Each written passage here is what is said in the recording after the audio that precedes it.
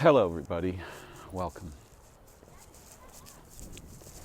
I'm gonna just straight up. I don't usually go in for this kind of thing, but I'm gonna straight up. I'm gonna warn you that the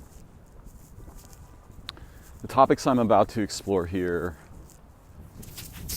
are so profoundly controversial, so provocative, that yeah, if you're not up for some serious provocation, feel free to turn aside. And I know my audience well enough to know that will have no effect on nearly all of you. But for those people who haven't listened to me before, and I'm also going to say that I'm going to be holding back. In fact, that's normally what I do, because if I were to talk openly about what I have seen and come to know as a human being, yeah, people would not it would not be allowed, for one thing. I would be shut down very quickly. And, other collectives or whatever might actually hunt me down. I don't talk about what I've seen and what I've known, what I've come to know. I talk about the wrapping paper around the surface of that stuff that I can get away with speaking about in public. Even in private, if there's even such a thing anymore, I would be extremely hesitant to delve directly into the incredibly shocking implications of what I've been shown by non-human intelligences that are not demonic, I'm pretty damn sure.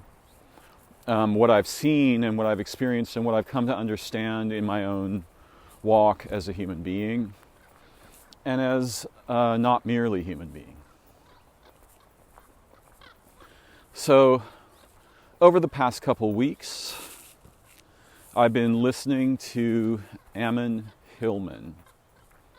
And I would argue that Ammon himself doesn't understand what he has clearly discovered in ancient texts about religion, magic, and knowledge. I was listening to him today talk on a podcast, I think it's number 63, interesting number, of The Sacred Speaks. And he's talking about before the stories of Odysseus and Achilles and so forth, there was a woman named Medusae who is essentially the origin of magic. And the origin of magic has to do with a mixture, but basically, okay, this is going to go way out there, people, but get ready for this. So, the idea of Christos is a medicine that is put in people's eyes. It's not Jesus, and whatever Jesus might have been up to, it's probably nothing like what we are trained to think, if Jesus actually existed.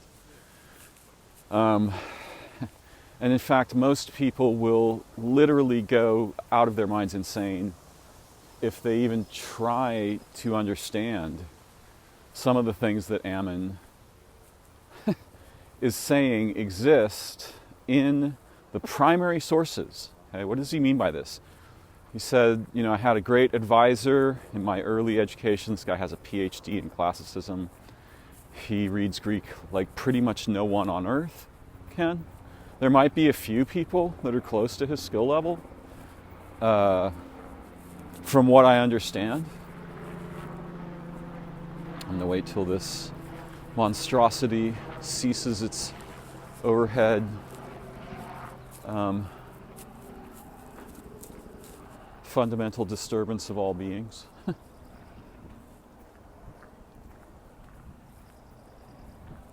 You know, in antiquity, if something like a helicopter went over and just disturbed everything, people would think that was a god, because how could you have such universal effect? You'd have to be a mountain or, you know, thunder or something. Like, there's no way.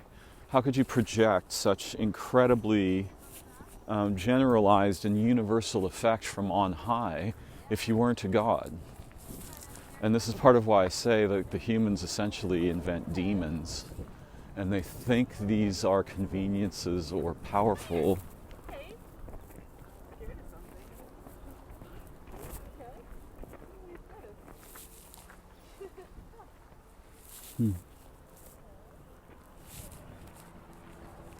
Yeah, here it comes again. Maybe. Utterly disturbing.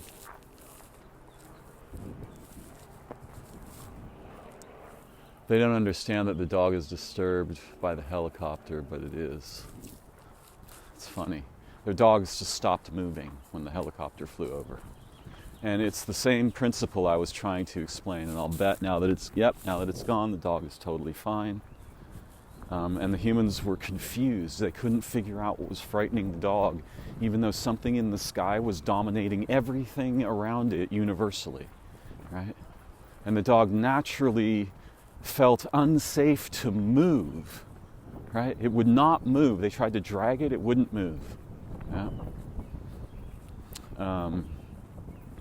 And let me be really clear, what I'm talking about right now, and much of what I talk about, is forbidden knowledge. You're not supposed to be able to know these things, right?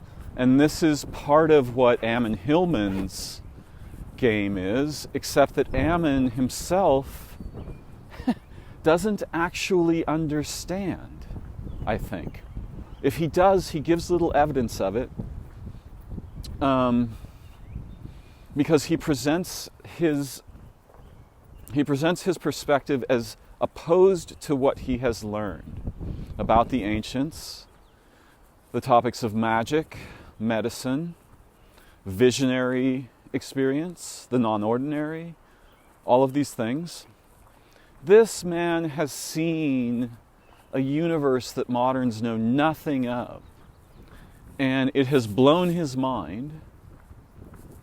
You know, what he actually said was, I thought, kind of hilarious. He wrote a dissertation on what was going on in Rome and Athens, and oh my God, the poor. Every naive human is subject at some point to this kind of catastrophe. I'm going to get back to the whole thing I was talking about with Medea. Yeah, this is going to go way, way into outer space. So, he wrote a dissertation, and his advisors said, we want you to remove all references to anything even that we could imagine to mean recreational drug use by the ancients, which was probably, you know, I don't know, wild guess here, 70% of the material, right? Except that they didn't have the idea of recreation related to drugs at all. It was pharmacopoeia, right? It was the use of poisons. You need to understand this. This pharma, it doesn't mean medicine in the way we imagine. It means the titration of poisons. And there are two primary sources of poison, maybe three, if the human body is the third. The first is plants. The second is animals. The third is humans. And the fourth is just take those first three and make a concentric rings around them, and then take that and put a plus symbol next to it. It's that plus. It's anything that's beyond those first three.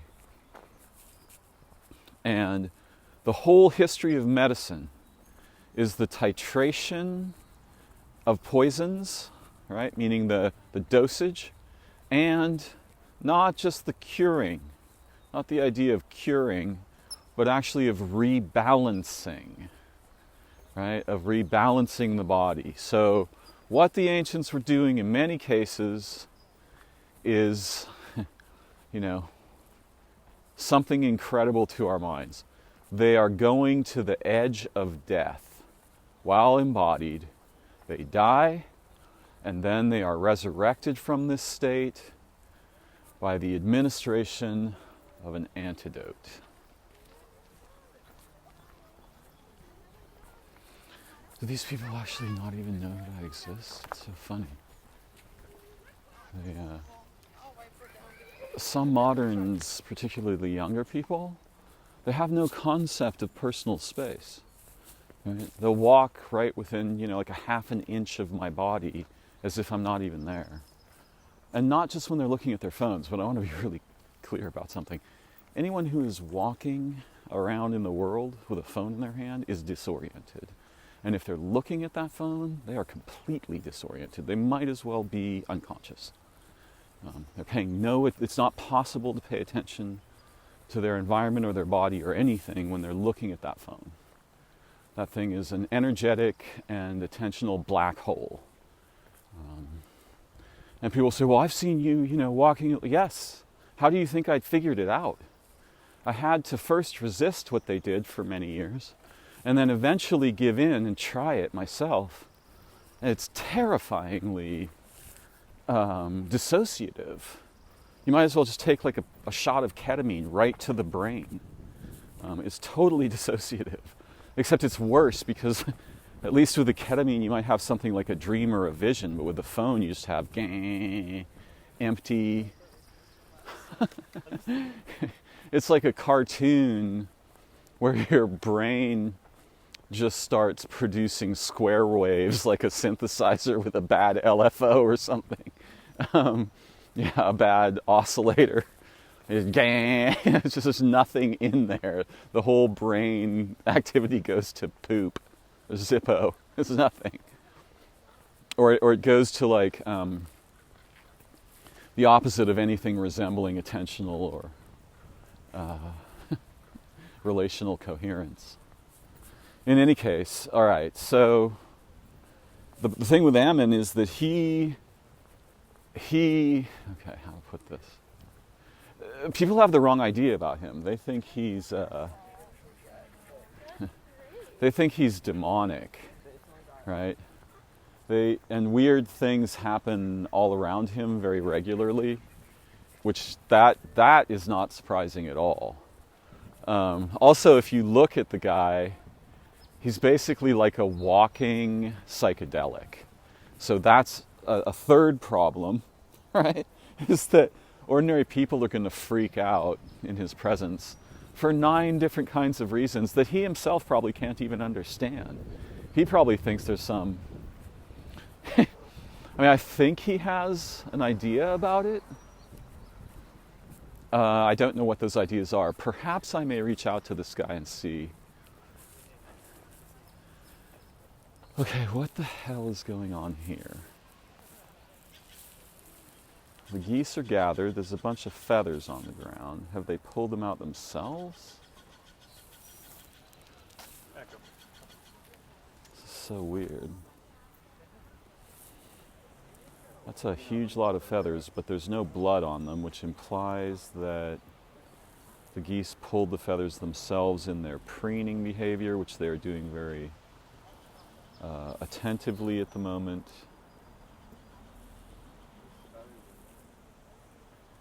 If those feathers had been pulled by a predator, there'd be blood on them.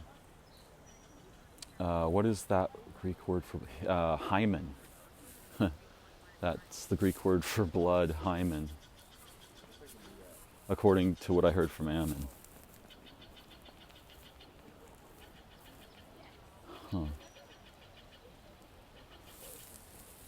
Yeah, these quills would make excellent pens for ink. So I'm sure Ammon doesn't really know why people get really freaked out by him. Although, if you look at him, he's thoroughly tattooed with Greek phrases and words. I'd love to know what what the Greek word for my body has become a book is. Or my body is a papyri, right? This would be great to know about. Okay, so things are going to get much weirder here, just to be clear. What he's talking about are the intentional use of extremely complex pharmacological, often aphrodisiacal, aphrodisiacal,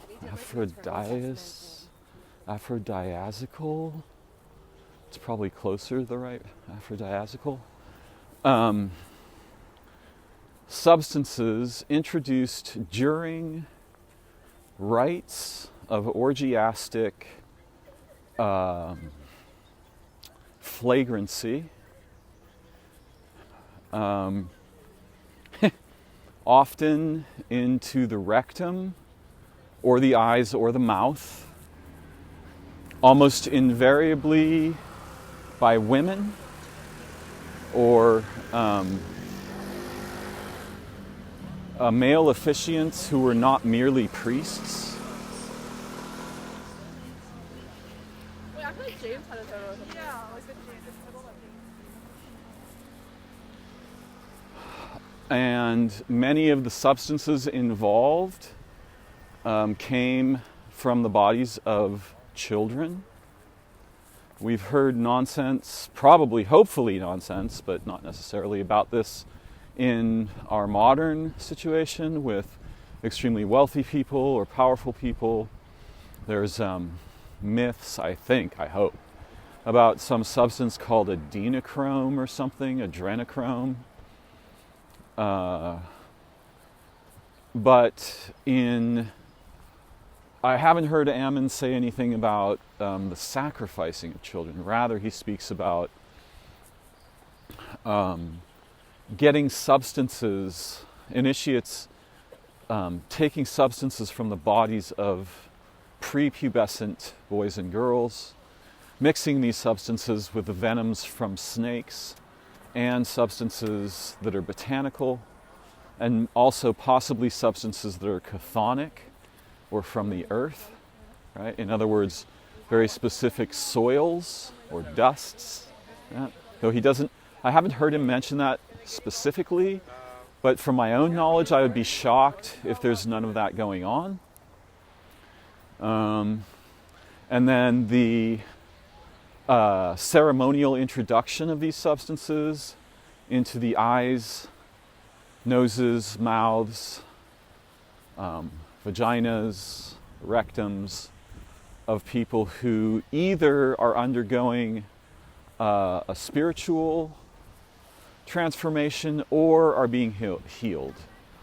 He talks of, in what I was hearing him talk about today, he was speaking about Medea and how she became sort of the origin of the idea of magic.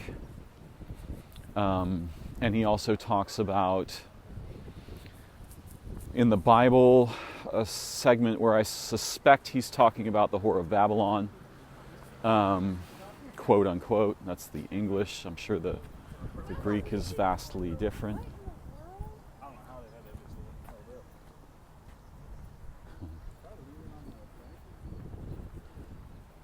It's funny. People are trying to balance a rock on a rock. If only they could balance their mind on their mind, things would go much better. So wildly unlikely. So, all right. So Medea became, and also almost certainly Cleopatra, they became adepts with the use of various toxins, which they kept in their hair, often. This is where you get the idea of a Medusae, a woman whose hair looks like snakes, right? What that means is she has dreads.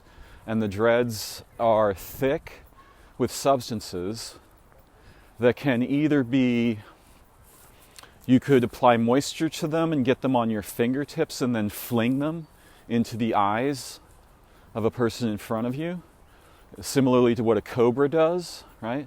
Or you could twist a spine or an arrow, some sort of projectile, into the dread with a substance on it that would cause the concentrated toxins in the hair to both become liquefied and to then be absorbed onto the surface of the projectile.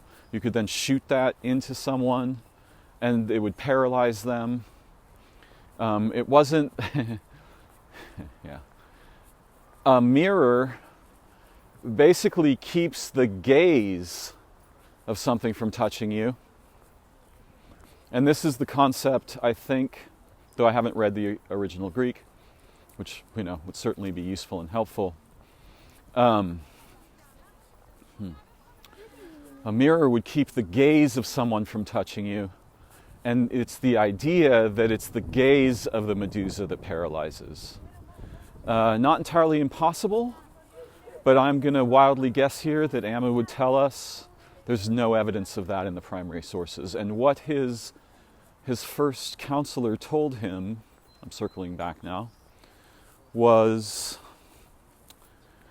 you need to keep three things in mind as you pursue your academic passions. The first thing is primary sources.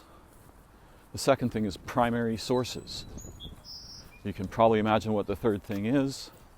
It's primary sources. What his advisor is saying is give no credence to anything that has to do with someone discussing their opinions or perspectives. As a classicist, as a Greek scholar, you can only rely on primary sources. You must always rely on the first texts and never mind what other people think, say, because what you'll find is that very quickly beyond the primary sources, political and religious and military and philosophical orientations rapidly warp the originals, which is why we are catastrophically confused about, according to Ammon, about who Jesus was and what he was actually up to. And I'm not going to get much into that today. You can check out Ammon yourself if you want his views on that. But let me just say this: it has nothing to do with what we are thinking. Jesus was, in Ammon's view, what is the right word? Lacia? I can't remember. Lacia. Essentially, a trafficker in young children. Yeah. If you can imagine anything more provocative than that. And as Ammon will tell you, the sources that we have for the Torah are not in Hebrew or Aramaic, they are in Greek. We don't have sources for the written Torah is translated from ancient Greek into Hebrew, which is insanely ridiculous to imagine. I had heard this elsewhere. I had heard this from a scholar. God. I was eventually able to find the source. I heard this from a scholar who was writing on Quora, a brilliant author actually, who was doing something very, very dangerous on Quora, for which he eventually got banned because he was masquerading as a woman and had written some astonishing sort of memoirs of things that had happened to him as a her, which of course didn't actually happen in the way that he so artfully wrote at all. But one of the things he was writing about was a day when he was studying the history of the actual origin of the Torah and why why it was that the original sources were all in Greek. I mean, can you imagine how provocative that is? And I'm sure there are people who will want to yell at me and go like, oh, you're an idiot. Of course they were in Hebrew or Aramaic, you know. But I challenge them to produce the dated material that shows that the Hebrew or Aramaic predates the Greek from which the Torah was certainly translated into Hebrew, which is, you know, again, staggeringly unexpected, right? But this is the kind of thing we will consistently discover when we look into not just history as a record of what happened. History is the mysterious origin of our present day circumstances. History as that first tone that's being echoed cyclically, recursively, in a spiral that rhymes with its previous arcs. History is that. So basically his advisors told him you have to take out everything that we would understand as related to recreational drug use among the Romans. And he said, why would I do that? And they said, because it's obvious that the Romans would neither do that nor put up with it. And he thought to himself two things, I think. The first one is, how the fuck would you know that? What, you just have some moralistic predictor of what you think the Romans would or would not have done? But the second thing he thought, which I think is hilarious, was, okay, I'm going to take all this stuff out so that I can at least publish my dissertation. But for the rest of my life, I'm going to find all the things that the Romans wouldn't do. My job from now on is I will be the human who knows all the things that you think the Romans wouldn't do, wouldn't allow. And he cites Nonus, primarily, Galen,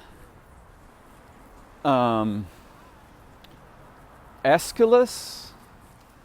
Not sure if I'm pronouncing that right. Some of these things are hard to pronounce, but Nonus and Galen aren't.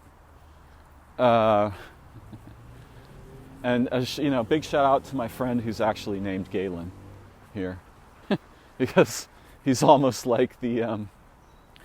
No one would ever believe it, but he's almost like the rebirth of one of the Greek scholars in the modern times, and wow, what a problem that is for him, and those who love him, and I'm one of those people. So yeah, he cites the actual Greek in the New Testament, from which the New Testament is derived in English.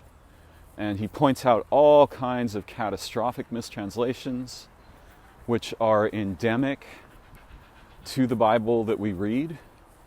I mean, the idea that you could translate Hebrew into English is pretty nearly insane if it's biblical Hebrew or, Torah Hebrew. But again, you have the same problem, right? There's no such thing as biblical Hebrew. Biblical Hebrew is a derivation of biblical Greek. And the chances of you translating a language as sophisticated in its connotative and technical features into English, I don't even know. It would be like trying to translate Riemannian geometry into basic arithmetic. It's just not gonna ever happen. And this is part of the problem that we face with our historical documents in general, and anything where we can't go to the original source with, arm in arm with a scholar of significant educational and linguistic depth, right? And clearly Ammon is one of the few such scholars that exist. He's not the only one. But And can we post some of the flatbeds and all? there's so much going on here that it's really hard to remain focused. All right, so so they made him remove everything that they thought might possibly indicate what they called the recreational use of drugs by the Romans and the Athenians. And this is the birthplace of the idea of democracy, in so much as we moderns understand it in the West. Obviously, there were experiments long before this, and there were things more like liquid democracy than formal democracy. By the time you have to formalize a system, you've lost most of its essence and origin completely, right? By the time you have to formalize relationships, you have a problem where the concept of the individual has achieved an unjustified primacy. You follow me? It should never be this ultimate. This idea of individual should never be this ultimate. So I'm going to carefully skirt oh God, what a pun. I'm going to skirt the topics that are related to what I have said, which is the ceremonial use of substances produced by the bodies of prepubescent humans. I'm going to skirt that topic, but I'm going to circle it and highlight it just so that it remains in the orbit of what we are here trying to understand. Medea became a master of the uses both of snake venom and the mixtures, the careful mixture, like as if each venom. So the substances that a human body produces can be understood as elixirs, right? The sweat, the tears, the saliva, oh my God, dare I even say these things? I'm not going to say it. Sexual exudations, and a couple of other things that I'm going to leave out. If you're really imaginative, you'll figure out what I'm pointing at. Most of you won't. Probably for everyone's best interest that you don't. And these topics are so forbidden, right? They're so forbidden that you will be killed for considering them in many cases. But certainly you will be, obliterated for publicly discussing them. And so I'm taking a lot of risks here, even though I'm being relatively circumspect.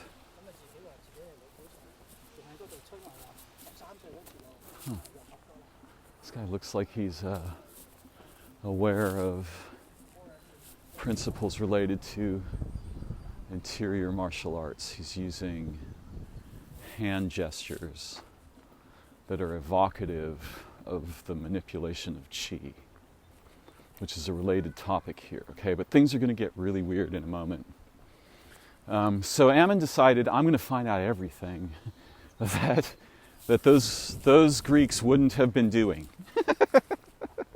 And he did. I mean, and he's been accused of strange things that I think people have him entirely backwards if they think he's interested, for example, in summoning demons or opening portals.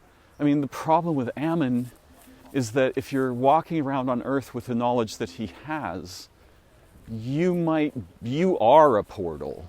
Right? You don't have to go opening them. You are one. And this is a problem for him that I think he'll hopefully artfully negotiate, right? Mitigate or work with. All right, so remember, now this is a topic that this is a topic that has fascinated me, and I've had some brand new insights today based on what Ammon was talking about, that are staggering to me and wildly unexpected, because I felt like I mostly knew what was going on because I had been shown stories, but the stories omitted certain things. And Ammon's discussion has illuminated something fundamental. Okay, I'm going to take a couple of these quills because these quills are seriously great. What do I want? I want this one.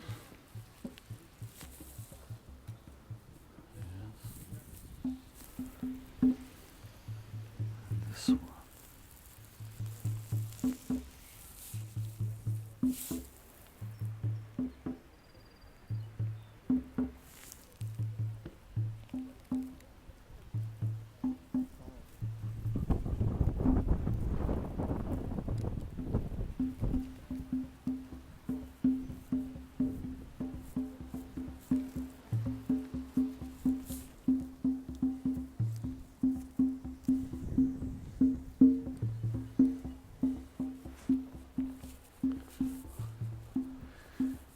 So, long ago, a non-ordinary being offered me a wish. And had I been intelligent, I would have perhaps wished differently. And I now, for the first time, understand something about why that being seemed very surprised by what I had selected. But the fundamental wish was help me understand how my species got broken and if there's any medicine for that. And what it did was it dripped insight into the eye of my mind very delicately so it would not destroy me. And so that I would understand the origins of what I refer to as representational cognition in our species, and the histories and mysteries of how that very problematical feature of we moderns originated. But I also asked specifically, talk to me about the tree incident in Genesis. Because this seems to be, at least for some people, or in some way, a crucial origin story where the problems apparently get started. And I'm going to spoil the charade here because, okay, so what I was first shown was that the serpent, quote unquote, was an angel in a sense, and it was the angel of the knowledge of dividing things one from another, the knowledge of distinguishing. And so it made divisions in the minds, first of Eve and then of Adam, by giving them the fruit of the tree of knowledge. And certainly,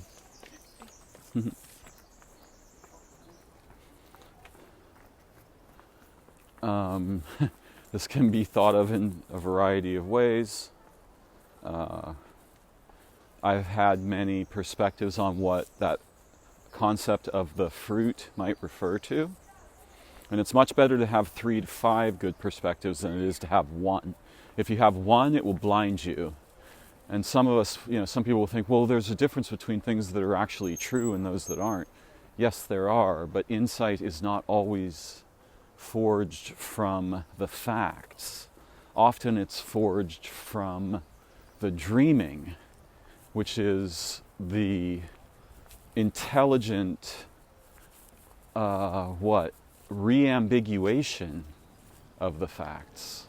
Yeah?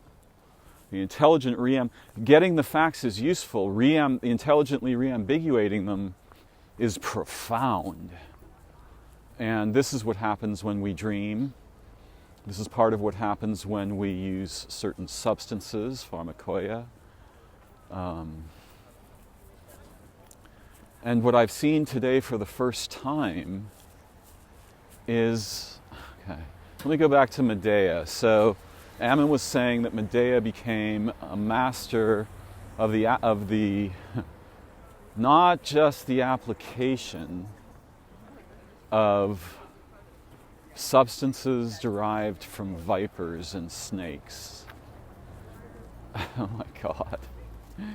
I can't believe I can see so many problems in me sharing this recording. I'm going to be surprised if the recording even survives. Am I still actually recording? Yes, apparently I am. Okay. Wow. So, Medea became suprahumanly adept, not merely at the acquisition of venoms from snakes and possibly other creatures, and possibly botanical and perhaps chthonic substances as well, like the mixing of them.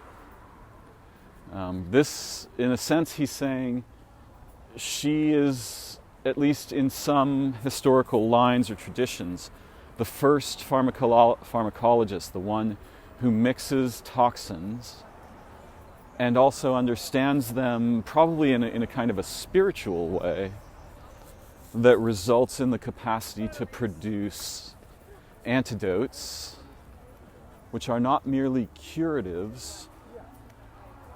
They can rebalance and possibly even resurrect.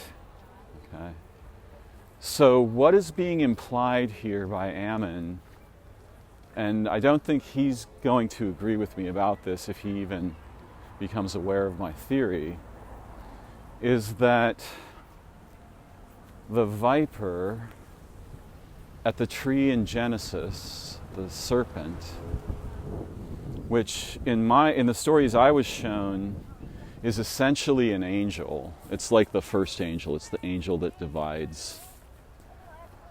It's the angel with the gift of cutting, essentially cutting in the mind. So it's the angel that allows for the possibility of distinguishing, and thus the beginning of the concept of naming, and thus the beginning of concepts themselves, and the tree of nomenclature, reference, representation, tokenization in consciousness, commodities, all these things. You can see, in a sense, it could be understood as the origin of evil. Because all of these departures from unity and communion are necessary for the idea of knowledge, right? And knowledge is so often, if not always, the death of participation. It's the knife that the waking awareness brings to the bubbles of dreaming, collapsing them into awakening, where identity is declarative rather than connotative or relational. It is declared rather than suggested, which is what happens in moonlight. Sunlight is declarative, moonlight is suggestive, invocative, invitational, connotational, associational, more like the imagination than the denotation or the dictionary. And so the implication here is that the serpent, both the ammonic, right, I'm going to call it the ammonic, right, implication for me, is that the serpent gave Eve the toxin that brought her to the verge of death, to the liminal space between worlds, the hypnagogic pompic space. The serpent injected her with this venom and gave her the knowledge of the venom and how to use it, and also how to comprise the antidote. And then she died and was resurrected and thus had knowledge. Because the whole idea of knowledge is equated with death in the Hebrew. The tree, the Sephiroth in the center of it that isn't numbered is Doth, which is knowledge. And this Doth and death are closely related. So the concept here is that Eve was brought to the verge of death, essentially killed by the serpent, resurrected, given the knowledge of the antidotes. She communicated this knowledge to the males, to Adam, by producing the same series of events in his body and consciousness. They both were awakened to the reality of death, right, which before had been perhaps impossible for them. And now that they were no longer immortal in the sense of arising moment to moment from the communal essence of being, now they have become subject to mortality and physical death. Right? And this is the this is the implication of the ammonic knowledge that Ammon himself seems very resistant to. He claims that this is the Canaanite. Oh my goodness! Use something. Huh.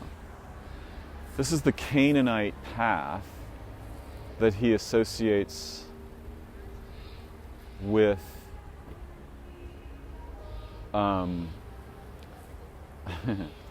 with all kinds of apparent ethical deviation. I'm going to go check out this music. But we're going to come back to this. And the place we'll come back to is Medea, and how we get to the idea of Medusae from there. All right, so I walked into the the concourse between the museums here in San Francisco. There's a bunch of people with spacesuits on the stage of the amphitheater, and they're playing a jazz version of Hallelujah while I'm making this recording, which I think is fairly ridiculously synchronistic and trippy and bizarre. All right, so Medea became one of the first masters of the formulation and applications of venoms from serpents.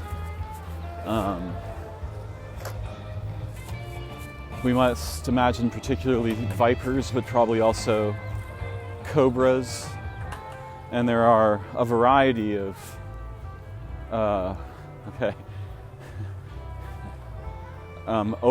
Ophius. Let's see. What was he talking about? I cannot recall the genus name that refers to the serpents, but it's OPH, right? It's like ophiologists study serpents. So he talks about, in the book of Revelation, a reference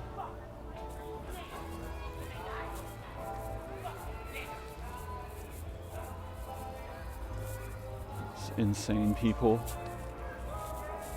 unfortunately. He talks about people referred to as essentially devotees of both this woman who distributes elixirs that are derived both from serpents and her sexual exudations.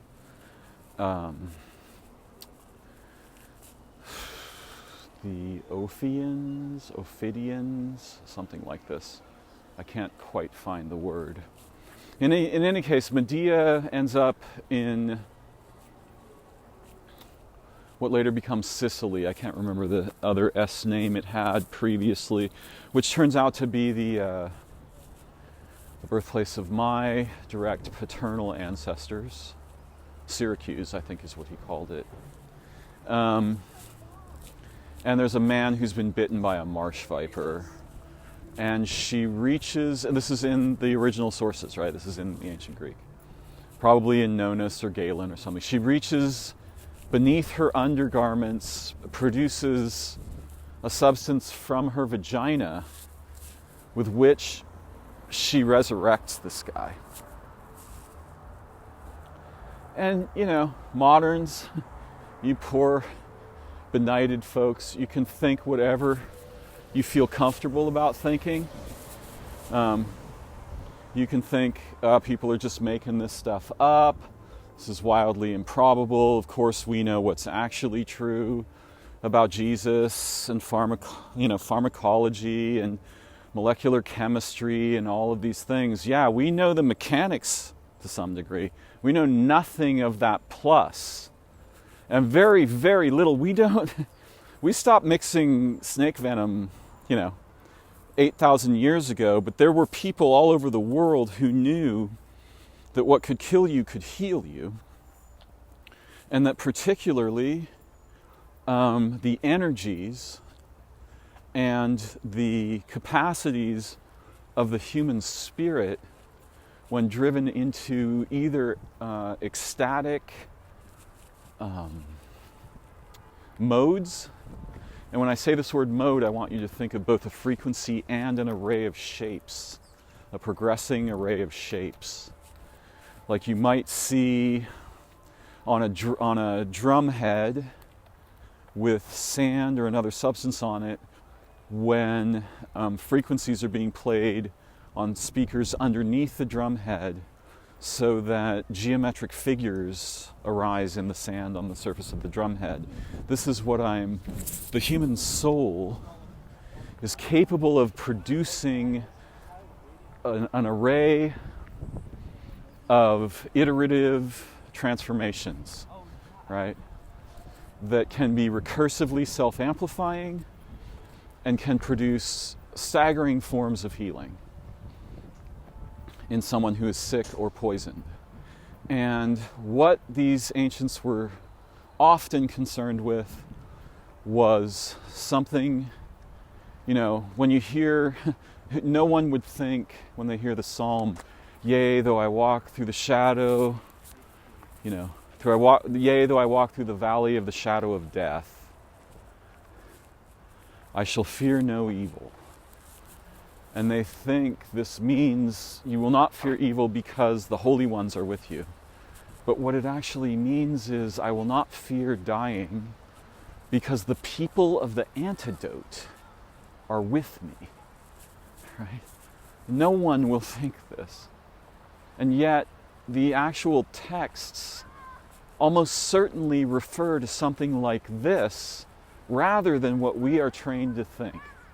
Now, I have seen and was shown histories that are much more shocking and staggering than anything Ammon has even hinted at.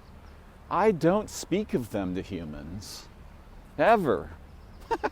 Not even in private. I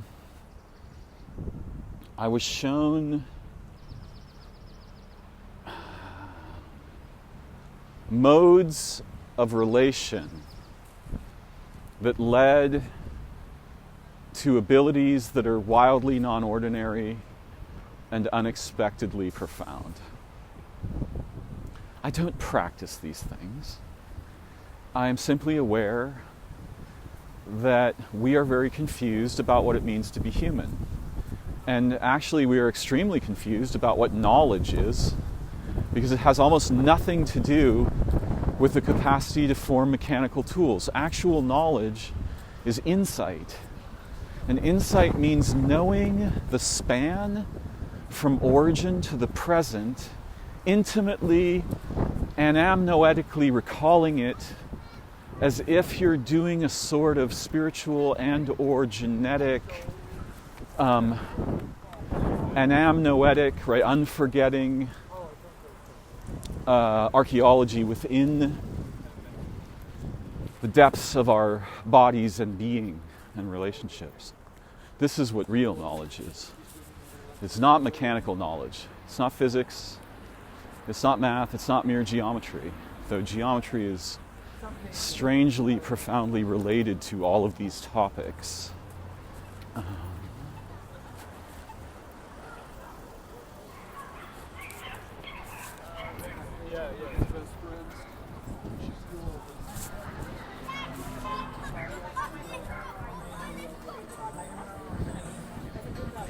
To concentrate on surviving the street crossing there. So somehow today, for the first time, I've become capable of imagining a gloss on the tree story that had never occurred to me before. That the serpent took Eve to the brink of death, or actually into death, right? And then gave her the antidotes, revived her, resurrected her, and then she in turn led Adam through the same initiatory process.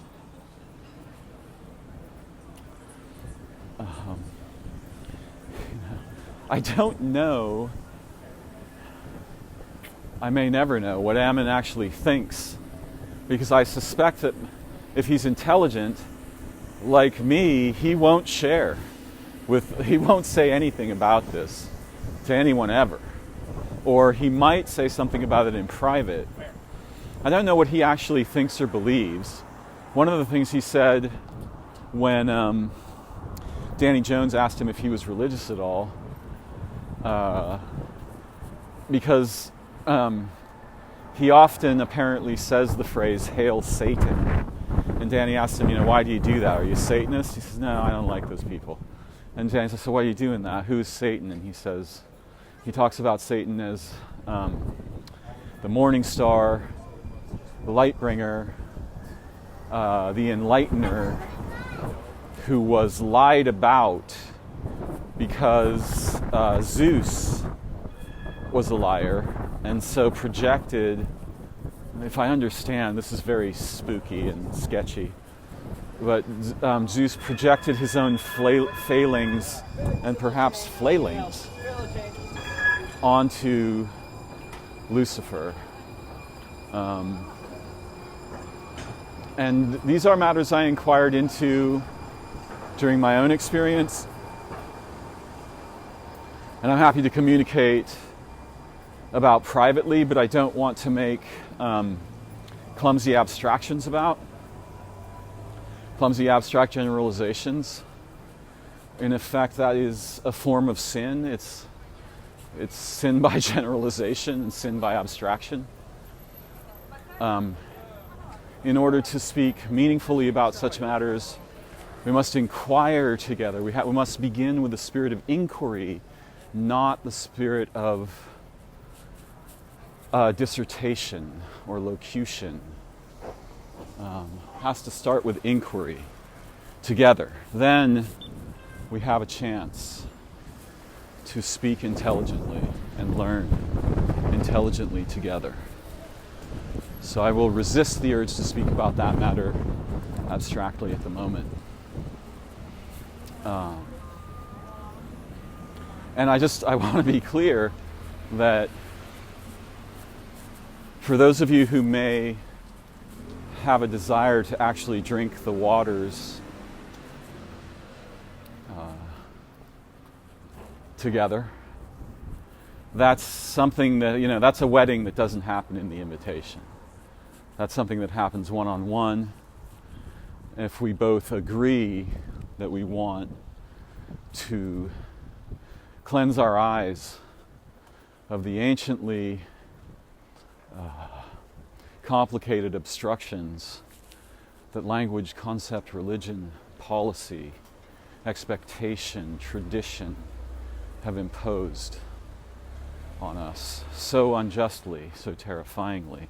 And yet, some of the jungles, there are portions of the jungles of insight that are at least as terrifying to our common expectation of meaning, identity, relationship, origin. They have they don't care a whit about what we prefer to believe or what we think is sane, what we think is clean. There's no, it's like dumping a bucket of water on the sun's surface, right? If you could transport one there somehow, right? There's no respect for that. It cannot be preserved there.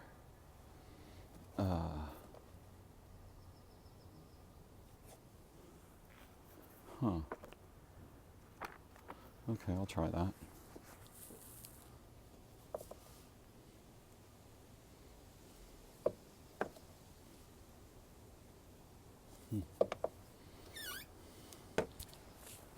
There's a little library here on my street where a woman puts her books out, and I saw her yesterday. She came home, and it's the first time I've seen who it is that's putting the books in here. And I said, you have some very interesting books. And she looked at me like I was an insane person, like I was a dangerous person, like I was someone she would prefer to have no congress whatsoever with. And it was really weird. She definitely both refused the compliment. You're like, yeah, you can keep that compliment to yourself, buddy. I don't care. And I don't want to know you. And your mother was a Knigget, and your father smelled of elderberries, etc., etc.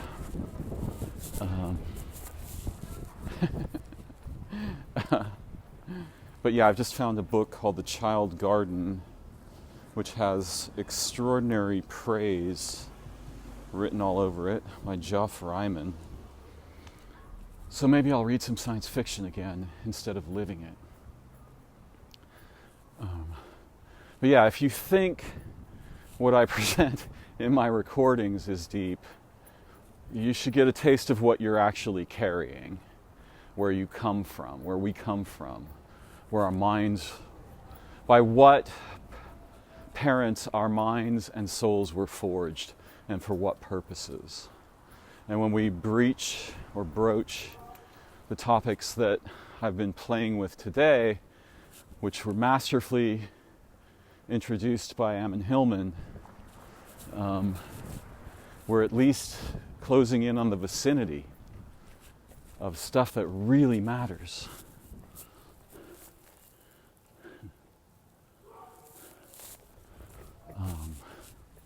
We're closing in on the outskirts of the gardens of infinity that are the origins of not just the lights in the sky, but the sky itself, and that from which it emerges as a reflective embodiment of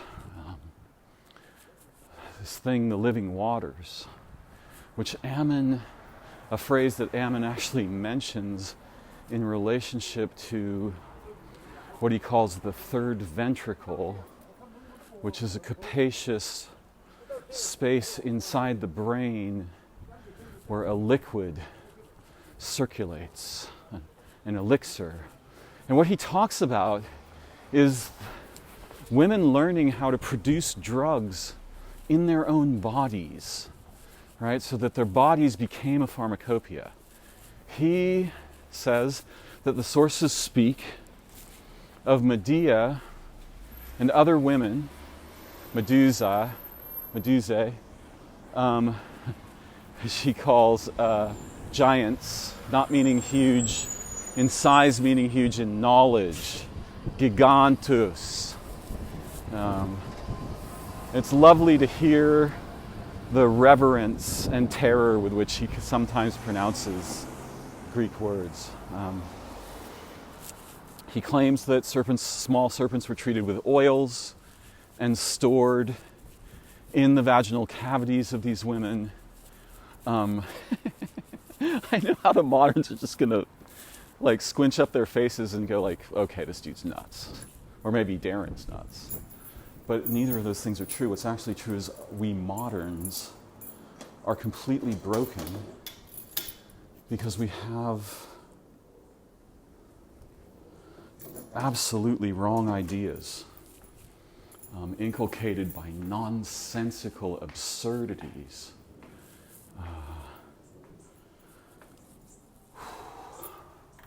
About matters related to medicine, origin, spirit, Christ, the meanings of these ideas, all of these things are completely delusional. We have this weirdly puritanical opposition to anything that might actually resemble understanding. And if we are to have understanding, we must divest ourselves of the obstacles between us and that. And some of that divestment is profoundly uncomfortable and conceptually unimaginable to we who have grown up in a world divorced from these original stories. So, as usual, I'm grateful for this time we've had together.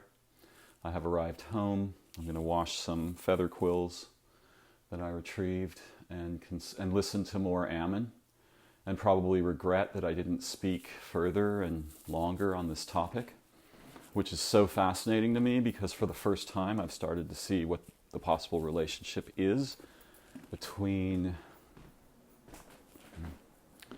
the snake in the tree in the garden and insight, and also possibly a mystery in the Blackfoot lore where the moon falls in love with something that is referred to in the English translation as a many-legged snake that lives in a hollow log. Oh, God, this is so... I'm not even going to start to elucidate my concerns and thoughts about that matter, which has been a primordial question that I and Ryan Firstdiver have been chasing together for many joyful years now. Thank you for joining me. I wish you all blessings, a beautiful path in your life and day and moment. I wish you the wonders of actual insight. May the plank in your eye be removed. And may you resist the compulsions of judgment so that you may taste the nectars of liberation and insight. Bye-bye for now. Thank you for joining me.